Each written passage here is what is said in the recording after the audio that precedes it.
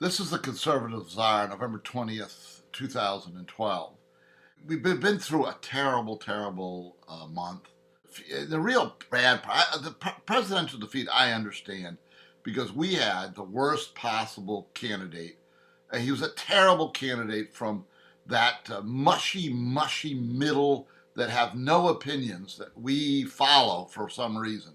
And the Senate, I think the Senate was a disaster, but I laid that blame on Romney also.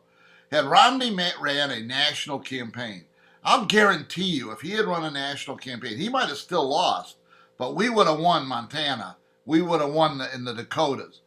We would have won those. We would have not lost seats had Romney staked some of his political capital, some of his money on some of those Senate races and talking about the issues. But we did win the House. We lost some great House members, but we did win the House. But all in all, the thing that bothers us all, I know, is that how can we ever win, ever, if we can't defeat this president with his economic record, his foreign policy record, and the disasters of the last 4 years? And I'll digress again, go back. Why did that happen? Because Mitt Romney wouldn't or couldn't attack Obama. How many times, how much capital was devoted by Mitt Romney? How much of his message was on Obamacare? Hardly any. Hardly any. How much of his message was on the foreign policy debacle of Barack Obama? Hardly any. And why was he stymied in both of these issues? Because he knew that he supported Obamacare or something pretty close to it, and he supported the president in his misadventures around the world. He couldn't attack the president on those very vulnerable issues. So we have this disaster. We go into depression. A lot of people are depressed, but depression isn't an option here. The stake of this country, where this country is going to be 20 years from now, for our children and grandchildren, 40 years from now, 20, 40 years from now, the state of this country is well, it's not up to us, but we are obligated to fight a battle, even if we lose the battle. Now, I don't think we're going to lose the battle.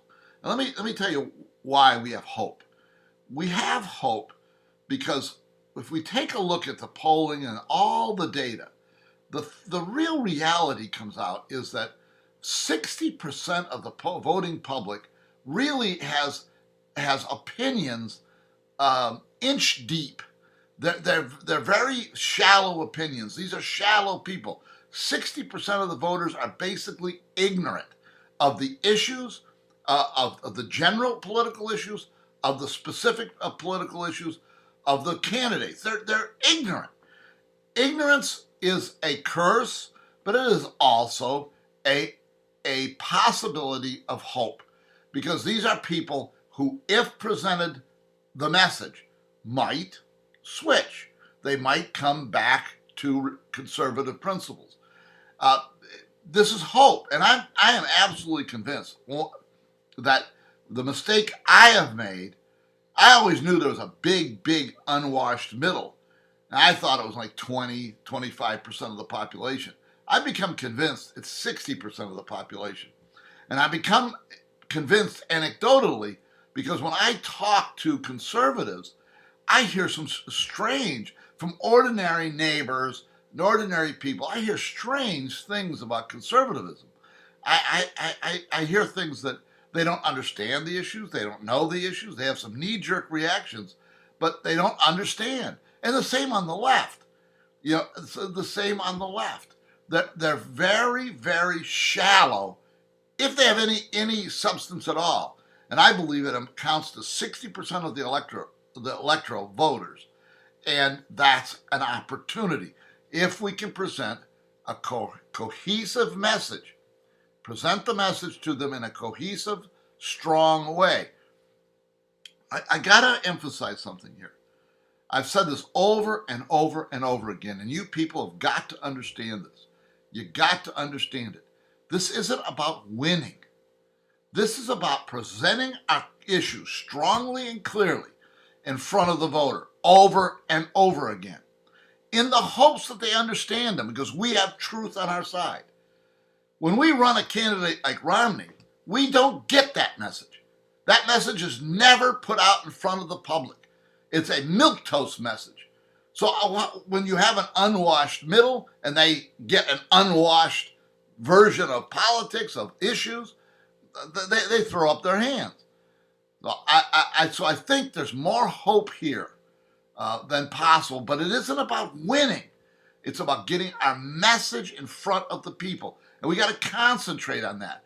That means we need to nominate good conservative, and we're talking about traditional conservative candidates, people who want to reduce the size of government, and the people who want to defend traditional Christian values.